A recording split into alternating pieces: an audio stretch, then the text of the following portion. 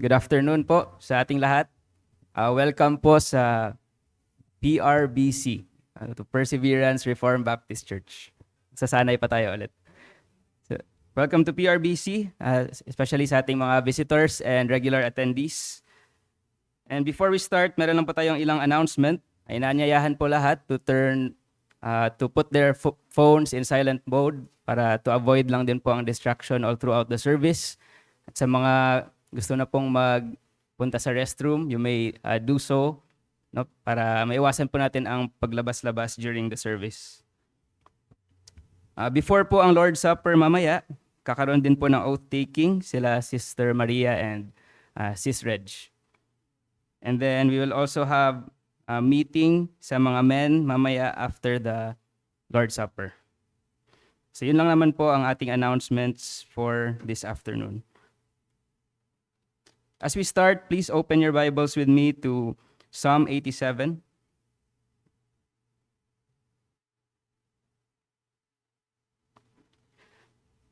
Psalm 87. Babasahin ko po sa NASB. Psalm 87, a psalm of the sons of Korah, a song. His foundation is in the holy mountains. The Lord loves the gates of Zion more than all the other dwelling places of Jacob.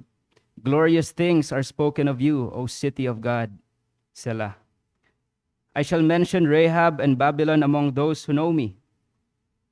Behold, Philistia and Tyre with Ethiopia. This one was born there. But of Zion it shall be said, this one and that one were born in her. And the Most High himself will establish her. The Lord will count when he registers the peoples. This one was born there. Selah. Then those who sing as well as those who play the flutes shall say, all my springs of joy are in you. Now, as we contemplate on how blessed we are as God's church, let us not forget that these glorious things spoken of Zion, of God's church, reflect only our glorious God who is our foundation, our God who establishes us, and our God who loves us. So let us all rise and sing our first hymn, Glorious Things of Thee Are Spoken.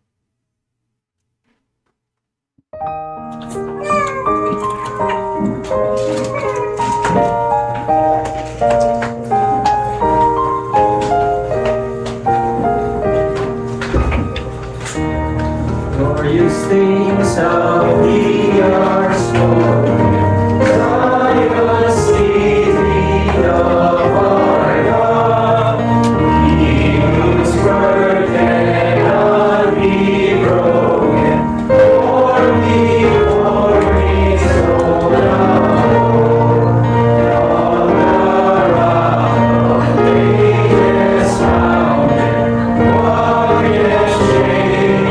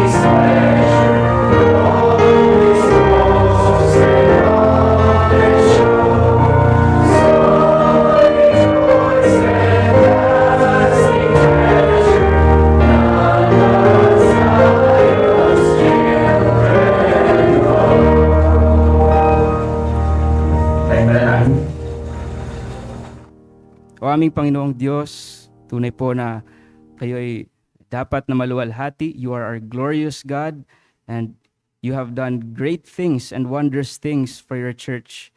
Salamat po sa inyong biyaya sa amin, even sa pagpapatuloy namin sa aming worship service ngayong hapon. Alam po namin na ito ay dahil lamang sa inyong biyaya at katapatan sa amin, even as a newly covenanted church here in PRBC. We thank you for your goodness in our church. Salamat po sa patuloy na pagsama sa amin. Hinihiling po namin na patuloy niyo po kaming samahan sa buong panghapong panambahan dito sa PRBC. And we pray na kayo po ay patuloy na maluwalhati in every portion ng worship service namin ngayong hapon. Kami inyong palakasin, ilayo po sa mga distraction sa hapong ito, at sa iyo namin binabalik ang lahat ng pasasalamat. Ito po ay aming dalangin sa pangalan ni Jesus. Amen. Mayroon na po tayong umupo. Let us sing our second hymn. At pagkatapos po nito ay ang scripture reading.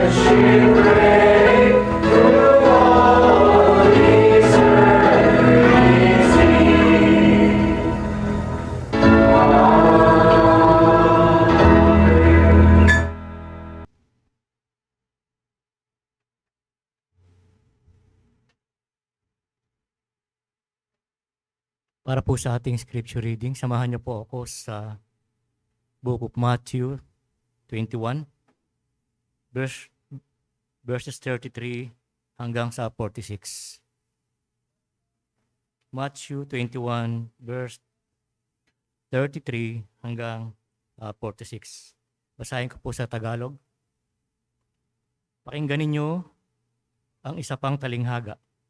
May isang tao na pinuno ng sambahayan na nagtanim ng isang ubasan at binakuran niya ang palibot nito. Humukay siya roon ng isang pisaan ng ubas at nagtayo ng isang toreng bantayan. Ipinagkatiwala niya iyon sa mga magsasaka at nagtungo siya sa ibang lupain. Nang malapit na ang panahon ng pamumunga, sinugo niya ang kanyang mga alipin sa mga magsasaka upang kunin ang mga bunga nito. Ngunit kinuha ng mga magsasaka ang kanyang mga alipin at binugbog nila ang isa, pinatay ang iba at pinagbabato ang isa pa. Muli siyang nagsugo ng ibang mga alipin na mas marami pa sa nauna at gayon din ang ginawa nila sa kanila. Sa kahuli-hulihay sinugo niya sa kanila ang kanyang anak na lalaki na nagsasabi, "Igagalang nila ang aking anak," ngunit nang makita ng mga magsasaka ang anak, sinabi nila sa kanilang sarili, "Ito ang tagapagmana. Halika kayo, patayin natin siya at kunin natin ang kanyang mana." Kaya't kanilang kinuha siya, tinapon sa labas ng ubasan at pinatay. Kaya't pagdating ng Panginoon ng ubasan, ano kaya ang gagawin niya sa mga magsasakang iyon? Sinabi niya sa kanya, dadalhin niya ang mga masasamang taong iyon sa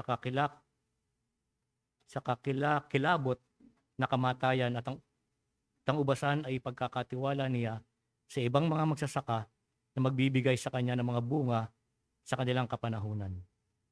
Sinabi ni Jesus sa kanila, "Hindi ba ninyo kailanman nabasa sa mga kasulatan ang batong itinakwil ng mga tagapagtayo ang siyang naging ulo ng panulukan? Ito ay mula sa Panginoon at ito'y kamangha-mangha sa ating mga mata. Kaya't sinasabi ko sa inyo, kukunin sa inyo ang kaharian ng Diyos at ibibigay sa isang bansang nagbibigay ng bunga nito. Ang mahulog sa ibabaw ng batong ito ay madudurog. Subalit, dudurugin nito ang sinumang mabag sa kaniya." Nang marinig ng mga punong pari at ng mga Pariseo ang kanyang mga talinghaga, nahalata nilang siya nagsasalita tungkol sa kanila. Ngunit nang naisin nilang dadakpin si Jesus, ay natakot sila sa napakaraming tao sapagkat itinuring nila na siya isang propeta. Salamat sa banal na salita ng ating Panginoong Diyos. Makikita po natin sa Matthew 21:30-46. Ito po isang talinghaga ng mga masasamang magsasaka. Ito ay direktang pinalam ni Panginoong Jesus laban sa mga pinuno ng relihiyon ng Israel dahil sa pagtanggi sa mga propeta ng Diyos at pagpatay sa anak po ng Panginoong Jesus na pinakikita po dito. Upang agawin ang otoridad, inilathala nito na ang kaharian ay kukunin sa kanila at ibibigay sa mga nagbubunga na minamarkahan ang pagbabago sa focus ng tipan ng Diyos. Makikita po natin ang 5 bagay dito, ang mga pangunahing kahulugan at simbolismo. Ang una po, ang may-ari ng lupa ay ang ating Diyos. Ang lumikha na pinagkakatiwala ang kanyang ubasan sa mga tagapag-alaga. At sa ikalawa po, ang mga manggagawa, yun po ay ang mga pinuno ng relihiyon. Ang mga saserdote, eskriba, at mga Pariseo na sa halip ng pangalagaan o ubasan ay kumilos ng makasarili upang mapanatili ang kapangyarihan at autoridad. Ang pangatlo po, ang mga lingkod, ang mga propeta. Isinugo ng Diyos upang mamulot ng bunga, ngunit binugbog at pinatay. Ang pang-apat po at tinuturing na anak ay ating Panginoong Jesus. Ang huling mensahero na kilala ng mga nangungupahan, ngunit pinatay din po sa labas ng ubasan upang makuha ang kanilang kapangyarihan na siyang palatandaan ng pagkapako sa krus. At ang huli po, ang ikalima, ay ang batong panulukan ng ating Panginoong Jesucristo. Sa kabila ng pagtanggi, si Jesus ang mahalagang pundasyon o batong panulukan at tunay na kaharian.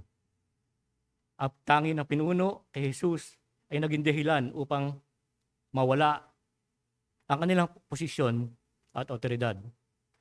Ang kaharian ng Diyos ay inilipat sa mga nagbubunga ng katwiran, kabilang ang mga Hudyo at Hentil na naniniwala kay Kristo.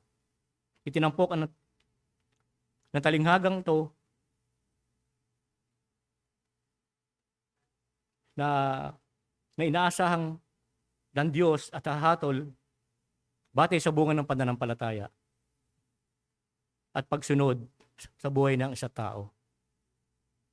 Kahit habang humahatol, ipinapakita ng talinghaga ang isang matyagang Diyos paulit-ulit na sinusubukang maabot ang mga nangungupahan bago gumawa ng pangwakas ng aksyon.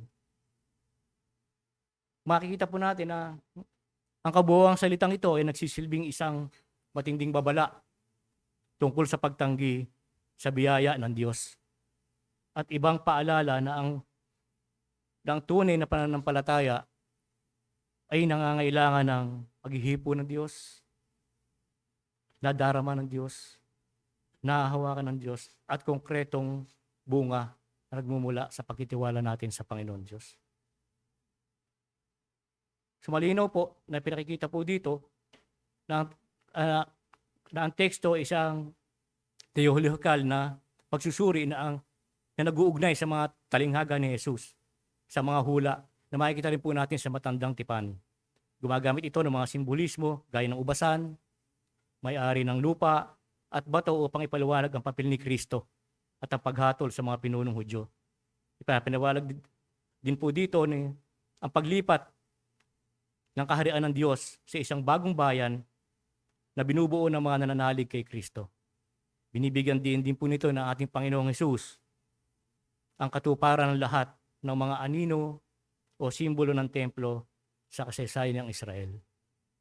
Parang patunay din po sa atin na pinakita ng ating Panginoong Hesus itong bagong iglesia na binigay niya sa atin, na itinalaga niya sa atin, na siya ang panulokang bato na nagtayo ng iglesyang ito.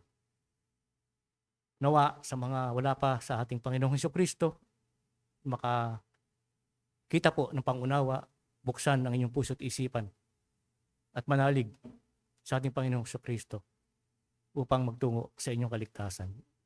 Ngayon na po at baka mahuli po ang lahat. Salamat po.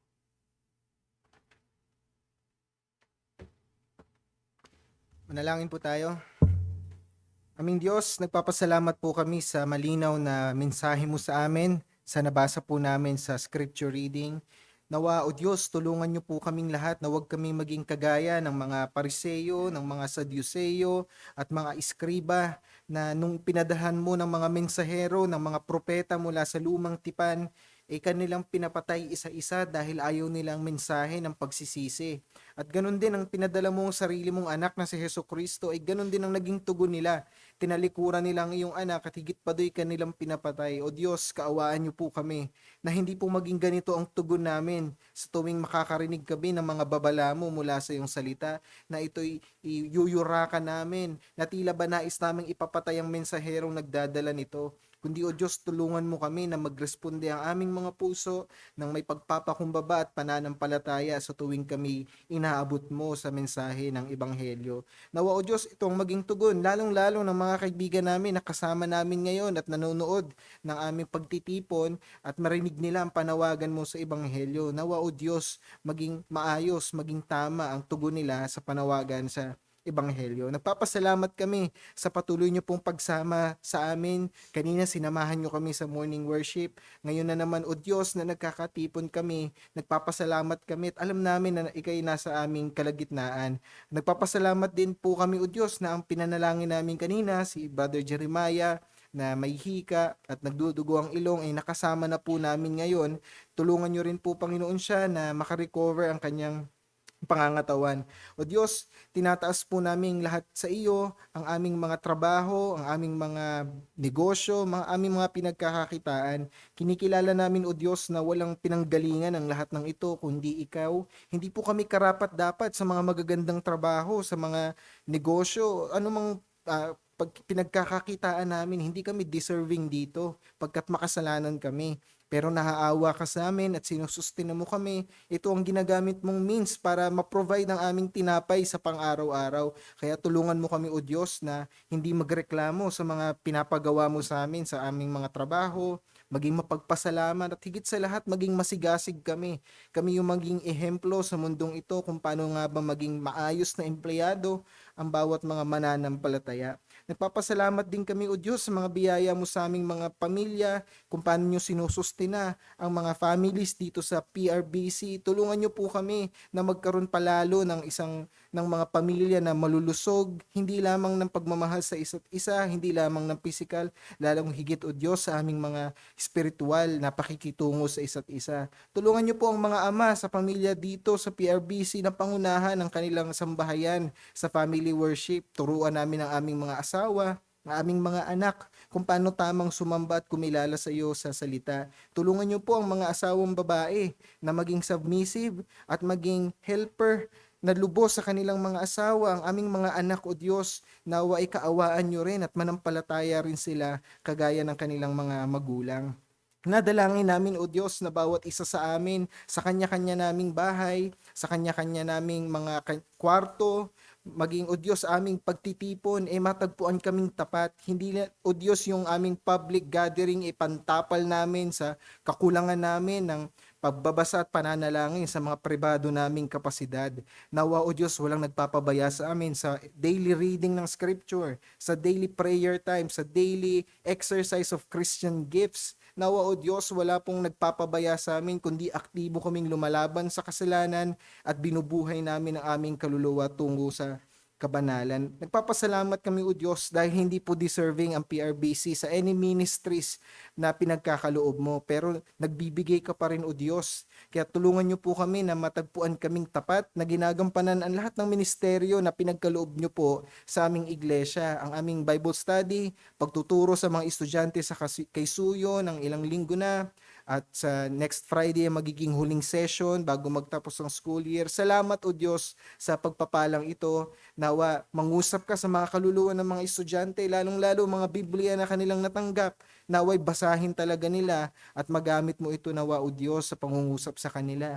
May mga Bible study pa po kayong bubuksan sa amin, sa mga drug rehabilitation na pangangaralan namin ng Ebanghelyo. Salamat sa lahat ng ito, O Diyos. At aming dalangin magdagdag ka pa nawa ng mga oportunidad sa iglesia namin, nang sa ganun masigasig naming maipangaral ang mensahe ng kaligtasan na tumubos po sa amin. Nadalangin namin, O Diyos, ang patuloy na pagsama ng presensya ng iyong anak na si Jesucristo na aming sinasamba at pinapupurihan sa oras na ito. Tulungan niyo po kaming iwaksi, O Diyos, anumang spirito ng distraction, ng antok, ng kawalan ng kaseryosohan sa pagsamba. Nawa kilalanin namin na nasa harap namin ngayon ang hari ng mga hari, ang mismong salita mo na nagkatawang tao, si Jesucristo, at dapat kaming sumamba sa Kanya ng may pagkatakot at kagalakan. Pangunahan niyo po ang pangangaral ng Ebanghelyo as preparation sa paglapit namin sa iyo mamaya sa Lord's Supper. Nawa i-prepare nito ang aming heart na maalala ang ginawa mo sa amin sa krus ng Kalbaryo. At nawa, O Diyos, iligtas niyo po ang aming mga bisita, aming mga anak, aming mga kaibigan na kasama namin ngayon at hindi pa nananampalataya sa iyo. Salamat, O Diyos, sa lahat ng bagay na ito, sa kapurihan ng iyong pangalan, alang-alang sa iyong anak na si Jesus. Amen.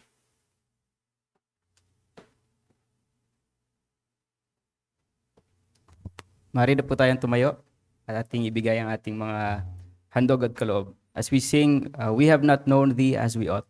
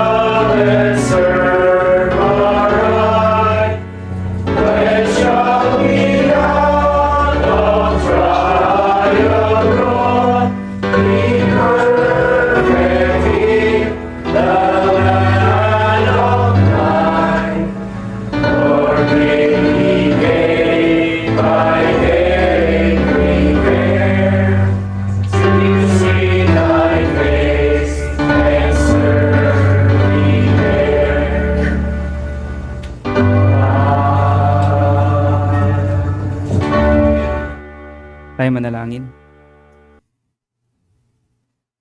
Our gracious Heavenly Father, indeed, may every day of our lives be a day of preparation to see Thy face and to serve You there. And may we always recount to mind that just as what we've learned this morning, na kayo po ay aming Diyos na nangangalaga sa amin, who cares for your church, and you are the God, although you're a God of wrath, you're also a merciful God. Salamat po sa inyong awa sa amin na kami inyong dinala ngayong hapong ito upang kayo isambahin. At just as what we've also sung, we pray that we would know You more, we would serve You more, we would love You more. And one of Your means is through Your word. It is only through Your word that we can learn more of Your will, that we can learn more of what You want us to do according to Your will. And so we pray that even sa hapong ito ay mas lalo pang ma-enrich ang aming kaalaman patungkol sa inyong salita. Gamitin niyo po ang inyong mga ngaral sa hapong ito. May You equip him, and naway ito pong sa inyong salita na mapangangaral ay may this strengthen all the more the church that is here, PRBC, and may You edify all the more each saint, each member of this church. Naway ito rin po ay maging araw ng kaligtasan ng mga wala pa sa inyo. Continue to be with us and guide us and sustain us this afternoon. Ito po ay aming dalangin sa pangalan ni Jesus. Amen.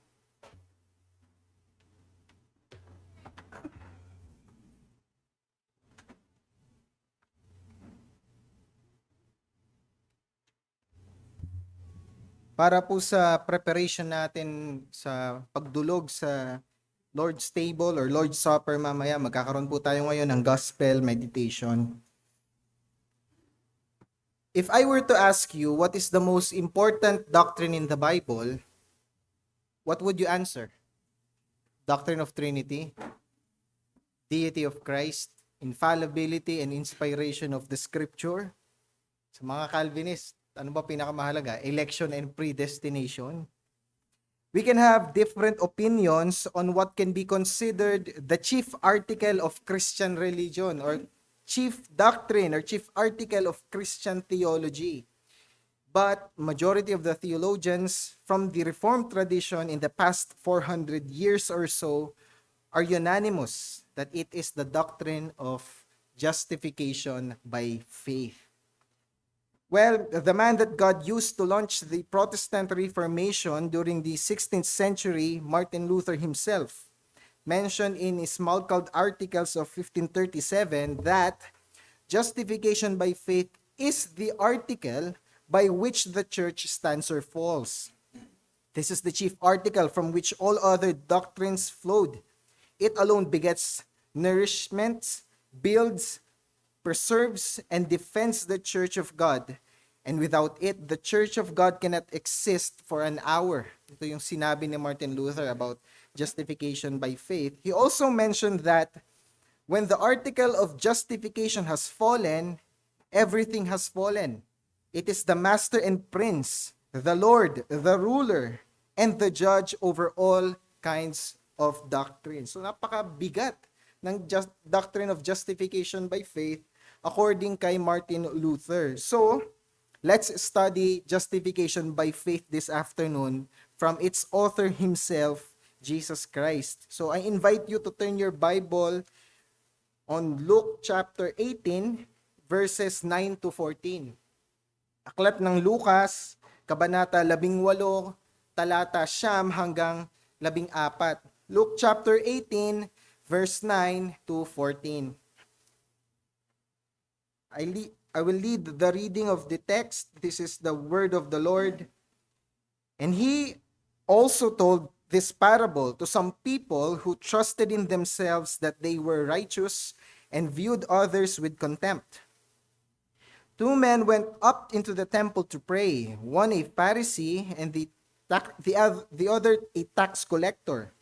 The Pharisee stood and was praying this to himself. God, I thank you that I am not like other people, swindlers, unjust, adulterers, or even like this tax collector. I fast twice a week. I pay tithes of all that I get." But the tax collector, standing some distance away, was even unwilling to lift up his eyes to heaven, but was beating his breast, saying, "God, be merciful to me, the sinner." I tell you, this man went to his house justified rather than the other. For everyone who exalts himself will be humbled, but he who humbles himself will be exalted. This is the word of the Lord. Manalangin po tayo. Aming Diyos, sa harap po muli kami sa salita mo at inaamin namin ang aming kahinaan. Humihingi kami ng grasya mo na ituro mo po, Panginoon, sa amin ang bagay na ito. Sa ngalan ng iyong anak na si Jesus. Amen.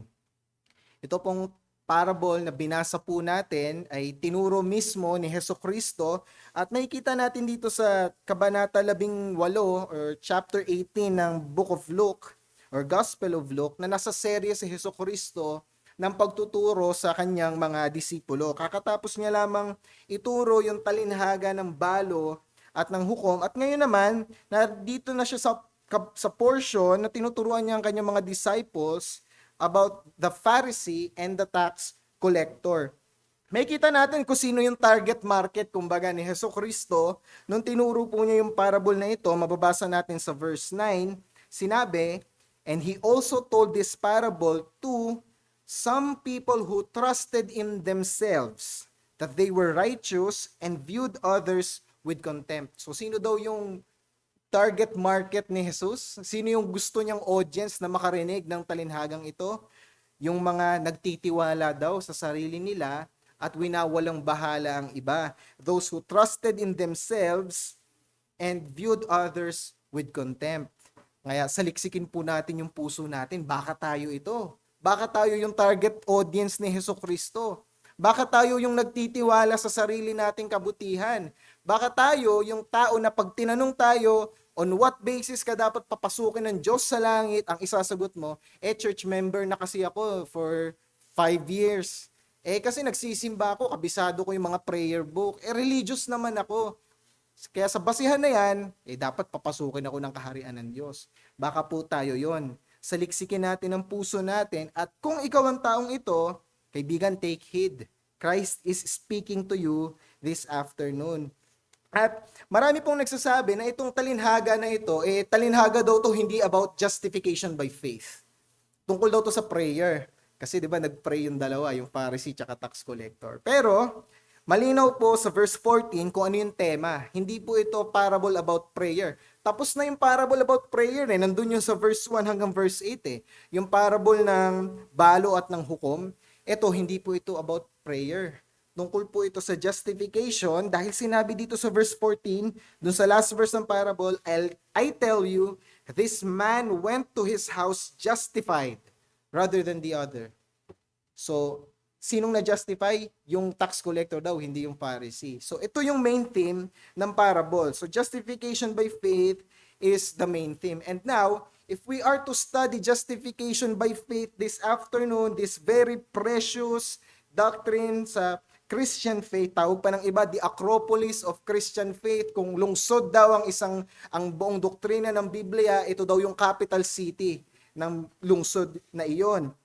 Kung pag-aaralan nga natin ito, define muna natin what is justification. Ano nga ba yung justification by faith? Justified. Ano nga ba ito? Well, justification by faith ay legal or forensic, once and for all declaration by God that a sinner who is worthy to be eternally damned is now acceptable in His sight. So, ang justification by faith daw ay isang legal or forensic once and for all na pagdedeklara ng Diyos na ang isang tao na dapat patayin, dapat ibulid sa impyerno, ngayon hindi na niya tinitignan ng ganun, kundi made right na in His sight. Kaya napakaganda, napakahalaga ng doktrina na ito dahil ito po ang central message ng Ebanghelyo.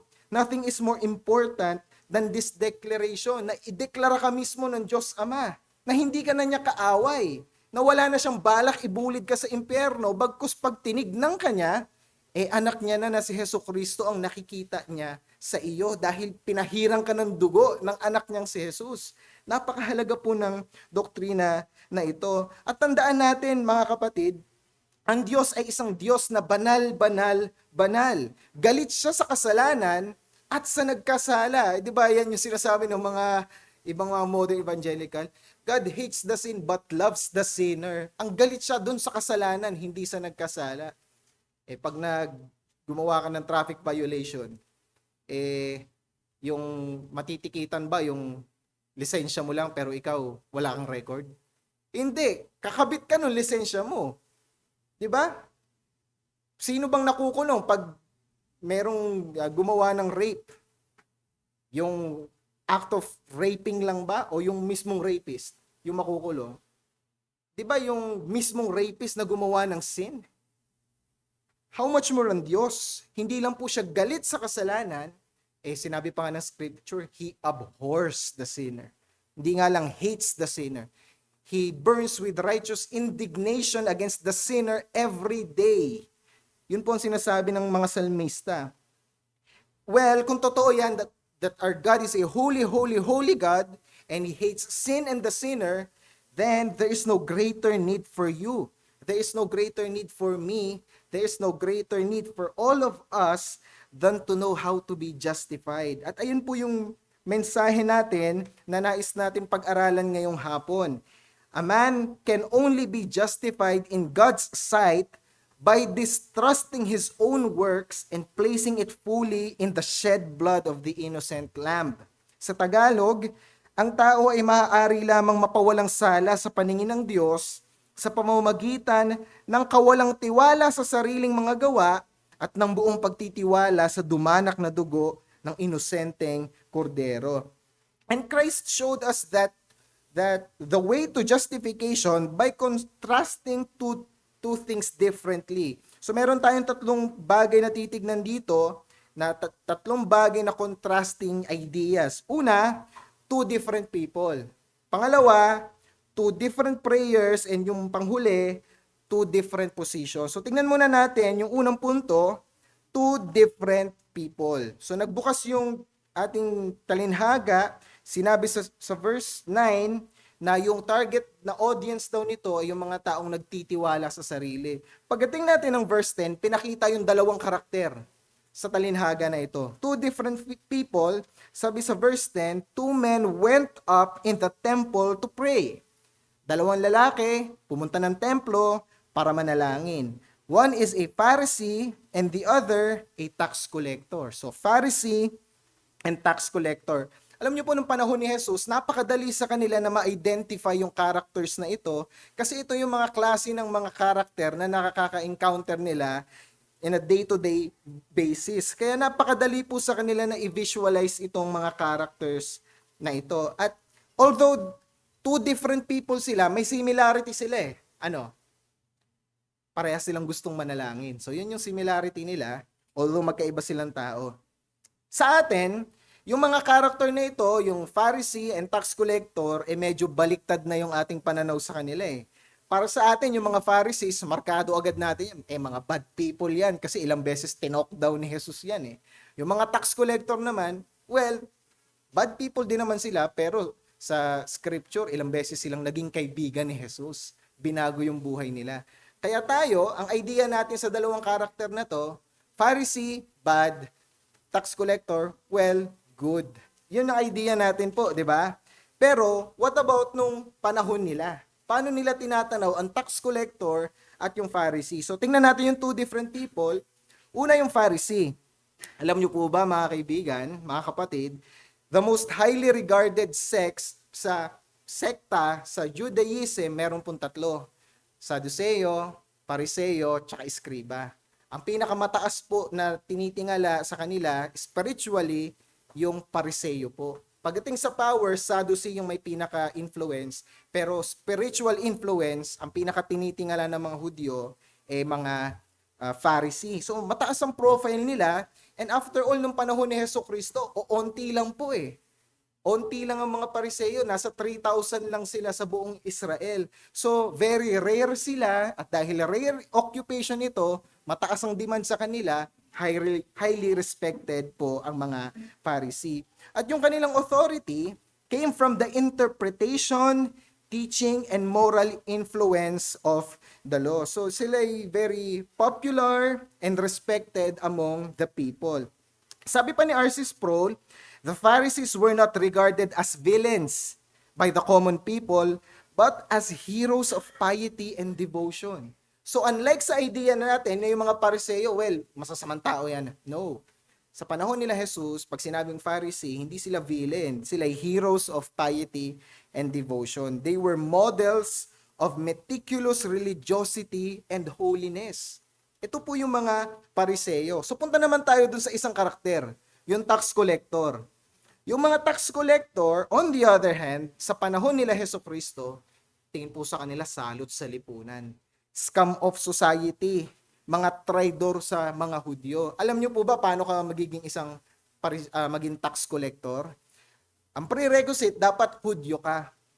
Ngayon, para magsimula ako ng tax collecting business, makikiisa ako sa mga Romans, mga Romano. Ang gagawin ko, magbabayad ako ng certain amount, bibili ako ng prangkisa sa kanila ng tax collecting business, at pag nabili ko yung prangkisa na yon, bibigyan ako ng legal papers para mag-operate ng tax collection. Ganun po ang mangyayari. Ngayon, kami ng Romano, meron kaming kasunduan. Sasabihin ng Romano, bibigyan kita ng kota. Sa isang linggo, kailangan makakolek ka ng tax, 3 million. Yun ang kasunduan namin. For 7 days, dapat makakolek ako ng 3 million. Ngayon, nag-operate na ako yung aking tax collecting business. And for 7 days, nakakolek ako 5 million. Magkano ibabayad ko sa mga Romano?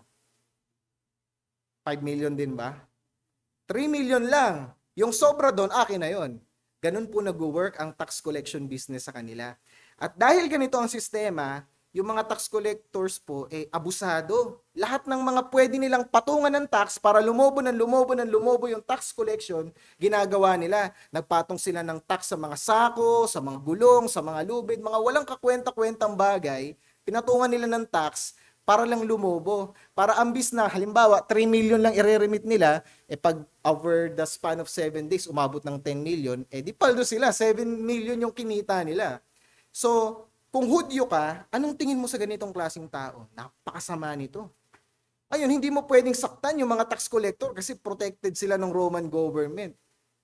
Yun ang kanilang perks. Protected sila ng mga Romano. Pag kinanti mo yan, lagot ka sa Romano, may kaso ka. So, kung anong sabihin ng tax collector sa'yo, kailangan mong ibayad. So, abusado ito, mga tax collector na to, kaya sila hated by people at wala pong gustong makipagkaibigan sa kanila. Tingin sa kanila napaka-immoral, and rightly so. Sinabi din ni James Montgomery Boyce, so when Jesus spoke of 2 men, it was as though he had spoken of the Chief Justice of the Supreme Court and a rapist, or the President of the United States and a prostitute. So, polar opposite ito. Yung Pharisee, ginagalang sa lipunan. Meticulous religiosity and holiness, yun ang tingin sa kanila. Yung tax collector, salot sa lipunan, mga evildoers. Sabi ni James Montgomery Boyce, parang nagkumpara si Jesucristo ng isang presidente ng Estados Unidos at isang babaeng bayaran. Ganun daw ka-polar opposite yung dalawang character na ito.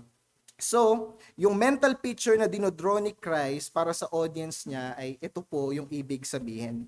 Punta na tayo ngayon dito sa 2 different prayers. So, ito yung karakter, tax collector and Pharisee, pumunta ng templo para mag-pray. Tingnan natin ngayon yung kanilang prayer. Point number 2, 2 different prayers. Bigyan po natin ng focus yung verse 11 to 13.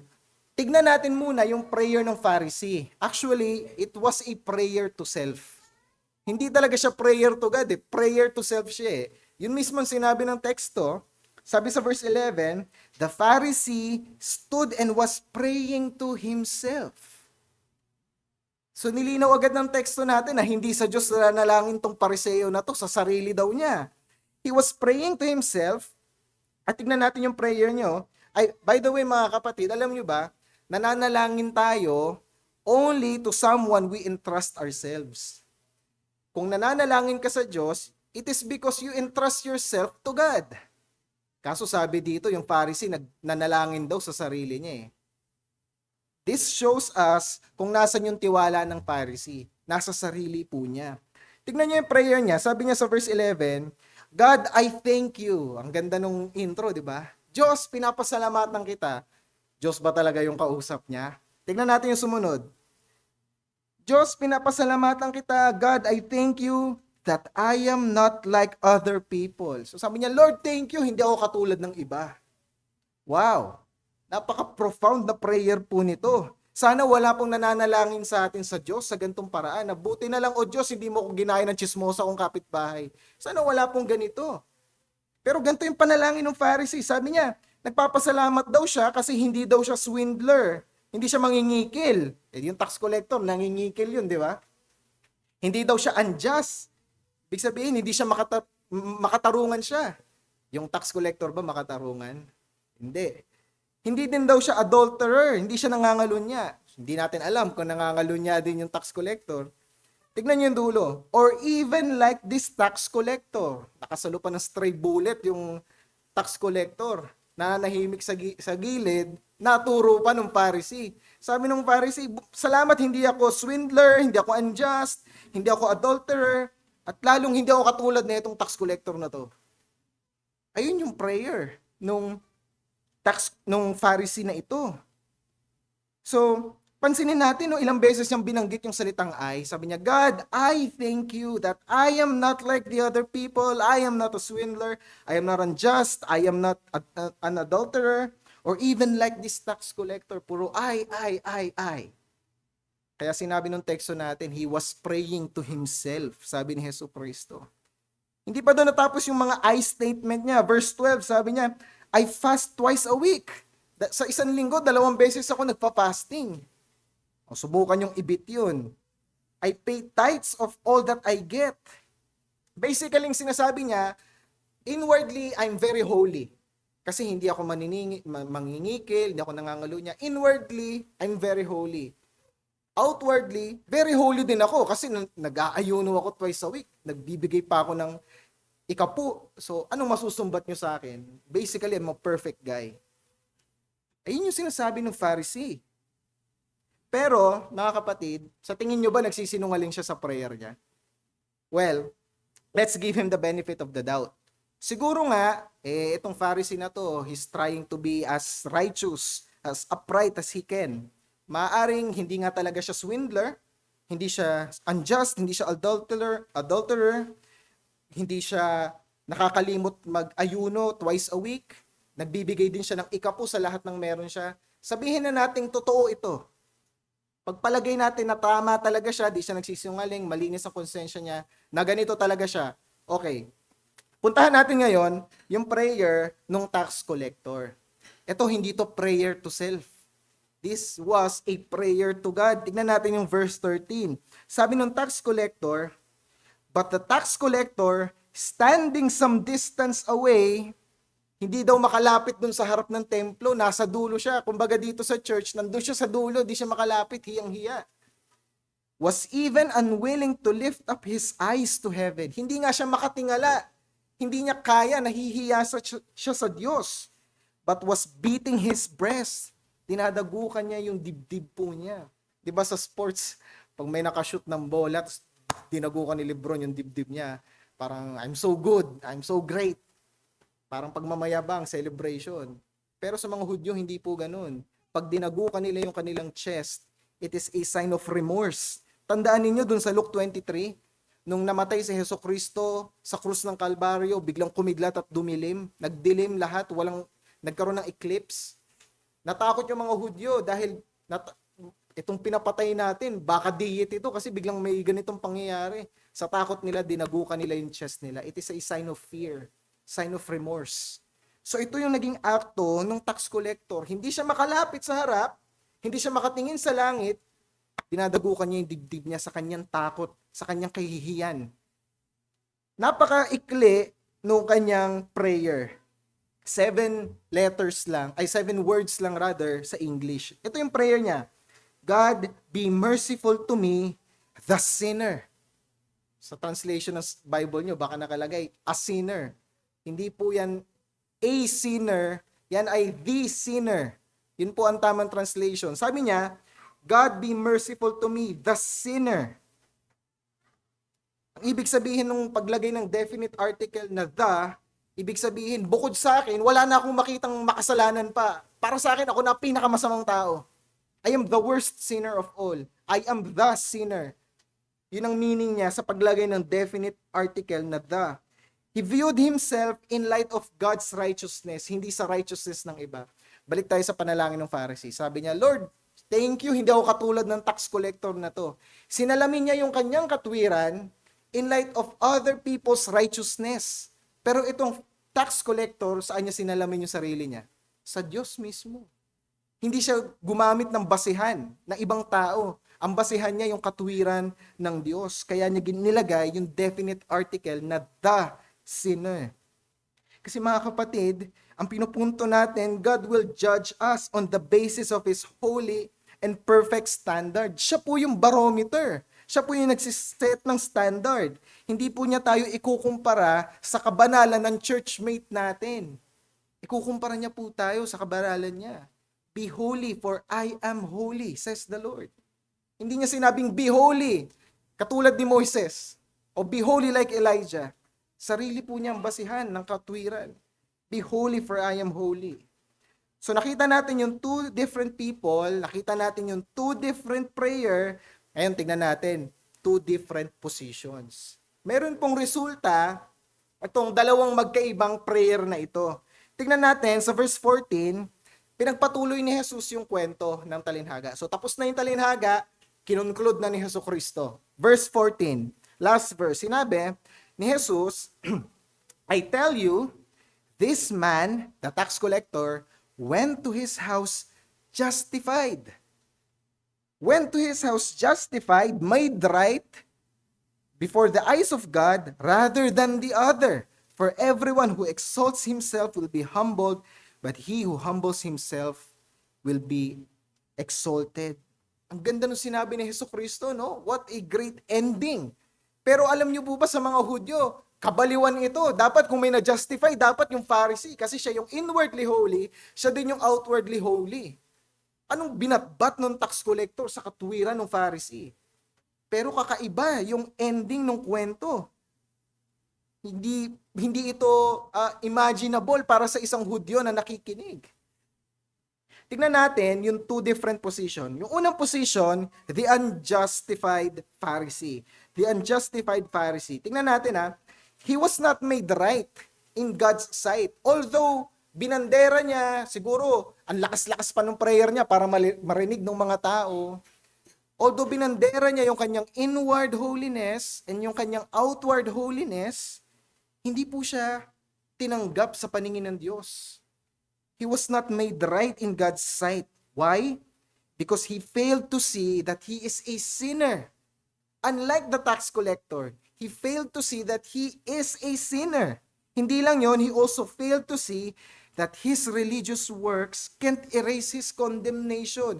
Kahit i-times 1,000 niya pa yung pag-aayuno niya, yung pagtatights niya, yung pag-iwas niya sa pagiging swindler, pagiging unjust, i-times 1,000 niya, gusto niya i-times 1 million pa niya, kahit ano pong gawin niya, hindi niya kayang burahin yung hatol ng kamatayan sa kanya dahil siya'y makasalanan.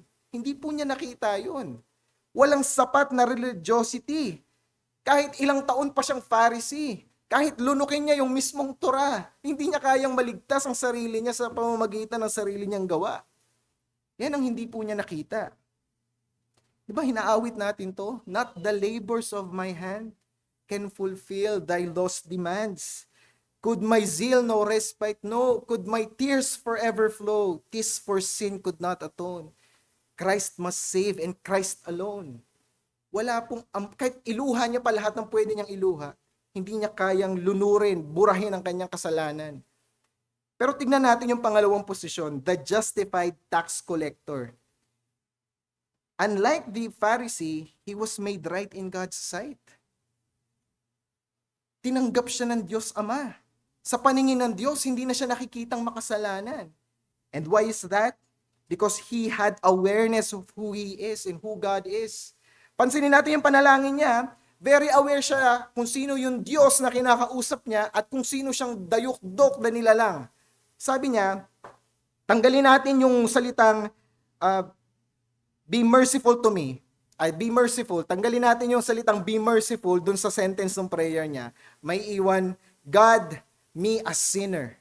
Or God, me the sinner. Yun yung may iwan na words. So mayroong dalawang character sa prayer niya.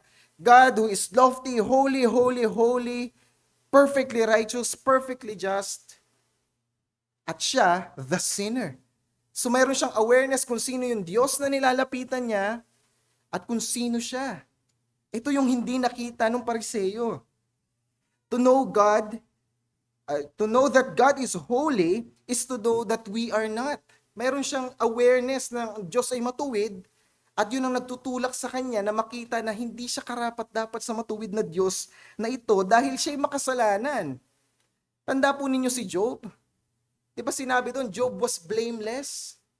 Kung meron pong tao na dapat magreklamo sa Diyos sa mga suliranin niya, maaari, dalawa, si Jesus yung una, syempre, pangalawa si Job. Pero ano yung nangyari sa dulo ng buhay ni Job? Sa Job chapter 40 verse 4, ano yung naging expression ni Job? Sabi niya, "Behold, O God, I am insignificant. What can I reply to you? I lay my hand on my mouth." Sabi ni Job, ano ako Diyos? Hindi, wala akong bilang, wala akong dulot. I am insignificant. Si Prophet Isaiah, nung nakita niya yung vision ng risen sun, na nandun sa templo ng Diyos na babalutan ng lahat ng glory, anong nasabi niya sa sarili niya? Sabi niya, "Woe is me." Isaiah 6 verse 5. "For I am ruined because I am a man of unclean lips, and I live among a people of unclean lips, for my eyes have seen the King, the Lord of hosts."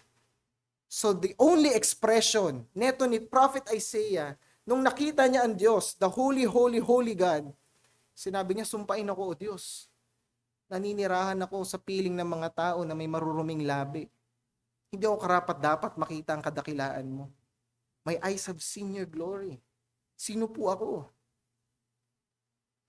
And again, si Peter, naalala ninyo, nangingisda siya buong maghapon, wala siyang makuhang isda. Then sumakay si Christ sa bangka niya. At ano nangyari? Napuno yung kanyang bangka ng isda, napunit yung mga net, at tutumba na yung bangka sa sobrang dami ng isda. Nakita niya yung glory ni Jesucristo. Ano naging expression ni Peter sa Luke chapter 5 verse 8? Sabi ni Peter, "When Simon Peter saw that, he fell down at Jesus' feet saying, 'Go away from me, Lord, for I am a sinful man.'" Nagkaroon bigla si Peter ng realization, ng awareness na ang kasama niya sa bangka ay isang Diyos na banal at hindi siya karapat-dapat makasama nitong Diyos na banal na ito. Sabi niya, "I am a sinner. Go away from me. Depart from me, O Lord."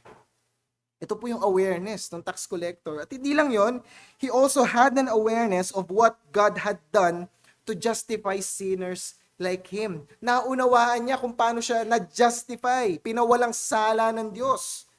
Tignan po ninyo di ba tinanggal natin kanina yung "be merciful to me", iniwan natin yung "God, me the sinner". Tignan natin ngayon yung "be merciful to me" na phrase. Focus natin yung attention natin dun sa phrase na "be merciful to me" sa kanyang prayer. Sabi niya sa Diyos, "Be merciful to me." Alam niyo po ba, pag-aralan natin yung construction ng sentence na ito sa original language. Yung original na Greek word po dyan, hilastheti. Hilastheti. Verb form po iyan ng noun na hilaskomai. Pag sinabing hilaskomai o hilastheti, ibig sabihin po niyan mercy seat. So, ang tamang rendering, word for word na rendering sa Greek to English ng sentence ng tax collector is this: "Be mercy seat to me." Maging luklukan ng awa ka sa akin. Anong ibig sabihin nun? Sino magpipray ng ganun? Ang weird ng prayer na yun. Sasabihin mo sa Diyos, "O Diyos, be mercy seat to me." Maging luklukan ka ng awa sa akin. Meron na bang nanalangin ng ganun? Wala pa, siya pa lang po. And sa tingin po ba ninyo, coincidence na pinanalangin niya na maging mercy seat daw siya? Maging mercy seat ang Diyos sa kanya? Natignan siya as a mercy seat? Tingin niyo po ba, aksidente po ito? Hindi po. Ibig sabihin ng tax collector na ito, ang kanyang prayer is, God, treat me as one who comes on the basis of the blood shed on the mercy seat as an offering for sins. Alam po ba ninyo ano yung mercy seat? Ano yung luklukan ng awa? O upuan ng awa, if you will. Alam niyo po ba, yung mercy seat, pag narinig to ng Jew, ang maaalala niya yung Ark of the Covenant. Diba yung Ark of the Covenant, isa po yung kahon, nandun sa loob nun yung Ten Commandments. Nandun po yung sa Holy of Holies ng templo. Yung mercy seat, yun po yung takip ng Ark of the Covenant. Tandaan nyo yung detail. Yung mercy seat, yun po yung takip ng Covenant, ng Ark of the Covenant. Pag wala yung takip ng Ark of the Covenant, pag wala yung mercy seat, wala yung takip, ano makikita? Yung Ten Commandments. Here's the idea. Kung ang Diyos ay nasa langit, nakatingin siya downward sa Ark of the Covenant, without the mercy seat, without the lid, the covering of the Ark of the Covenant, anong nakikita niya? The Ten Commandments, the law, the judgment. Pero pag yung Ark of the Covenant, nilagay mo dun yung mercy seat, binalik mo yung takip, anong nakikita? Yung takip mismo. Then, what's the significance of the lid of the Ark of the Covenant? What's the significance of the mercy seat? Alam niyo po ba kasi, pag Day of Atonement, yung innocent lamb, pag napatay na yon, yung dugo po niya, winiwisik sa mercy seat. Doon po yun winiwisik. At ayun po ang nag-render ng forgiveness sa mga tao ng Diyos. So, ang prayer niya sa Diyos, O Diyos, wag mo kong tignan ayon sa Ten Commandments na para kang nakatingin pababa at ang nakikita mo ay yung 10 utos na hahatol sa akin. Kung titignan mo ko base sa batas ni Moises, wala akong pag-asa. Tignan mo ko na para akong mercy seat, napahira ng dugo, na nababalot ng dugo ng inosenteng kordero. Naintindihan po natin, ito po yung panalangin ng tax collector. Nangangarapatan siya sa alay ni Jesucristo, hindi lang to basta panalangin lang. Sinabi niya, God, be mercy seat to me. Huwag mo akong tignan ayon sa utos ni Moises, tignan mo ko sa handog ni Jesucristo. Tignan mo ko sa kanyang dugo. Ito ang panalangin ng tax collector. No wonder he went home justified, sabi ni Jesucristo. No wonder he was accepted. He was made right in God's sight. Because he prayed the right prayer. He trusted on the right thing. Hindi sa meticulous righteousness, meticulous religiosity niya, so fickle he is. Nagtiwala siya sa gawa ni Jesucristo, sa dinanak na dugo ng inosenteng tupa. Ang punto natin dito mga kapatid, apart from the blood of the innocent lamb, God looks on you with judgment. Kung wala ka daw pahid ng dugo ni Jesucristo, God looks down on you from heaven based on Moses' law, based on the Decalogue. Hindi ka papasa ayon sa batas ni Moises. Law number 1 pa lang, love, you shall have no other God before me. Wala nang pong papasa doon. Apart from the bloodshed innocent lamb, God looks down on you with judgment. So ang hamon sa atin dyan, abandon our self-trust. Plead to God, be mercy seat to you, be mercy seat to me. Nawa ito ang ating maging panalangin. So yun yung tatlong bagay, 2 different people, 2 different prayers, 2 different positions.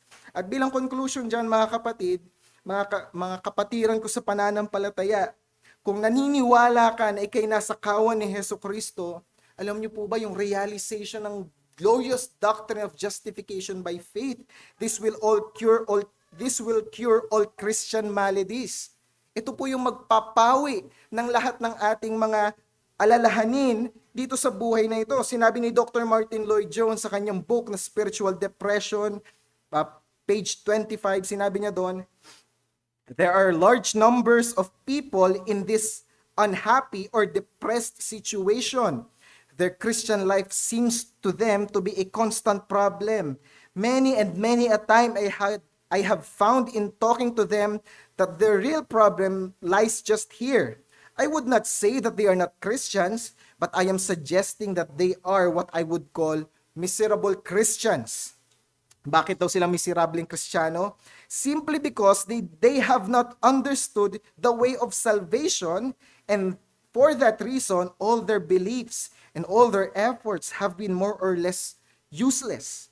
They often concentrate on the question of sanctification, but it does not help them because they have not understood justification. Ang dami daw miserableng Kristiyano. Miserable, depressed, walang contentment. Why? Kasi focus sila ng focus, nakatingin sila sa kanilang sanctification without really understanding what justification is. Our proper understanding of justification will drive our sanctification. Kung hindi maayos ang pundasyon ng iyong justification, ng understanding mo ng justification, napaka-miserable ng ating sanctification, mga kapatid. Kaya sinabi ko, this will cure all Christian maladies. The realization of this glorious doctrine. Proper understanding and constant meditation of this will take away our present glooms, mga kapatid. Meron kang constant struggle para sa relevance. Ano naman kung hindi mo matagpuan yan? Yung identity mo na kay Hesus Kristo. Tinitignan ka ng Diyos na binahira ng dugo ni Hesus Kristo. Hindi ka niya tinitignan sa kasalanan mo. Kailangan mo pa rin ng validation from people. Kulang ka ng contentment. Ang dami mong hinahanap sa buhay. Ano naman? I-meditate mo ang justification. You now have the full benefit of Christ's sacrifice. Ano pang mahihiling mo? Napupuno ka ng insecurities, ng doubts, ng takot sa kinabukasan. Meron pa bang mas mahalagang thought sa'yo? That God smiles on you now? Na hindi ka tinitignan ng Diyos with a frowning face, with an angry face? He smiles on you. Why? Because you are drenched in the blood of His own Son. Meron pa bang mas glorious truth doon, kapatid? So meditating this, what's more to fear? What's more to gain? What's more to be sad about? Wala na po tayong mahahanap pa. Kung alam natin that we are justified before God. If God is for us, who can be against us? Yung kabaliktaran nun para sa mga unbeliever, if God is not for you, then everything is against you. But this is our comfort, believers. God is for us. What more can we ask for? If God is for us, who can be against us? Pardon for sin, peace that endureth, His own dear presence to cheer and to guide, strength for today, bright hope for tomorrow, blessings all mine with 10,000 besides. Napakagandang regalo ito mula sa Diyos. What a blessing it is to be justified by Christ. So ampli ko sa mga kaibigan natin na wala pa kay Hesus Kristo.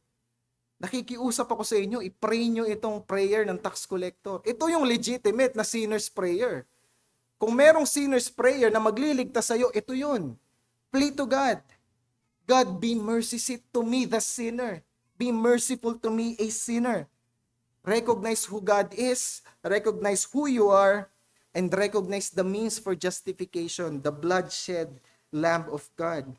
Wala ka ng greater need than to be justified before God.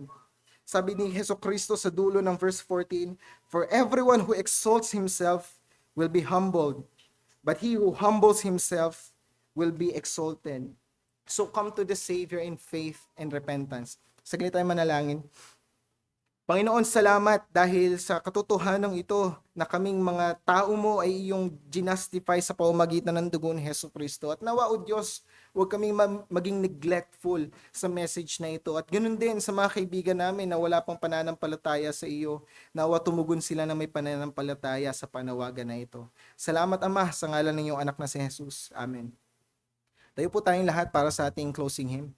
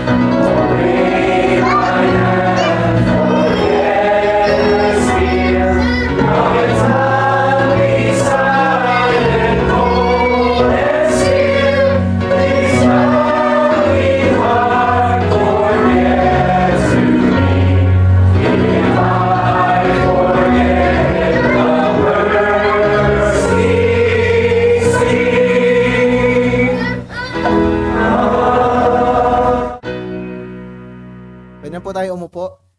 Bago po tayo dumulog sa ating Lord's Table, tawagin po natin si Sis Regina at si Sis Maria.